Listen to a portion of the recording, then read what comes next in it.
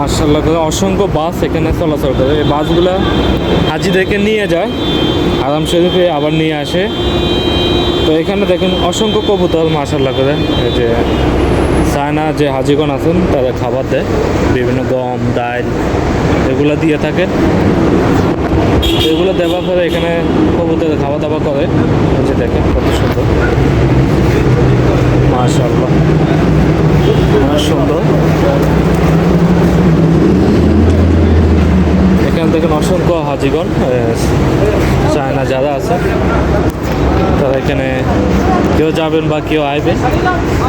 এখানে অসংখ্য দোকান আছে, যে দোকানগুলোতে তারা এখানে বিভিন্ন ধরনের সব কিছু পাওয়া যায়।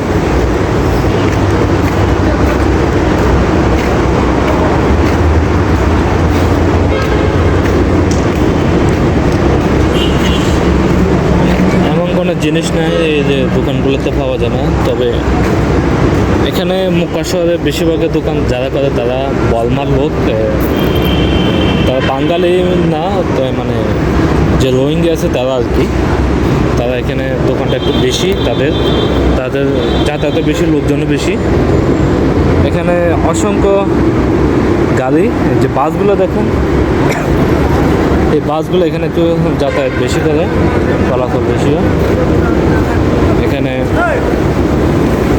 যে হাজিগণেরা কেউ আইতেছেন কেউ যাচ্ছে, এরকম একটা পরিস্থিতি। আর সামনে যে পাহাড়টা দেখেন ওইটা ভিতর দিয়ে হলো টানেল, এই যে টানেল দিয়ে তারপরে হারাম শরীফে যেতে হয়। মাশাআল্লাহ অনেক বড় বড় ভবন, এগুলো সব হোটেল। এই হোটেলগুলোতে যাত্রীগণেরা থাকে। চায়না বিভিন্ন কান্ট্রির সব জায়গার যাত্রীগণেরা থাকে।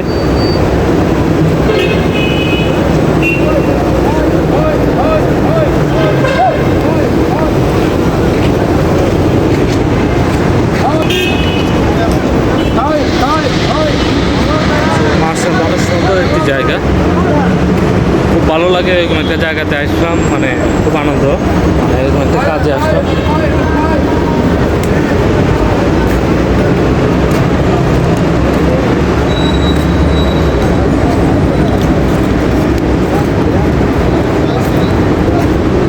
প্রতিটা হোটেলের সামনে নিচে অনেক দোকান থাকে। এখানে দোকানের মধ্যে সব কিছু পাওয়া যায়।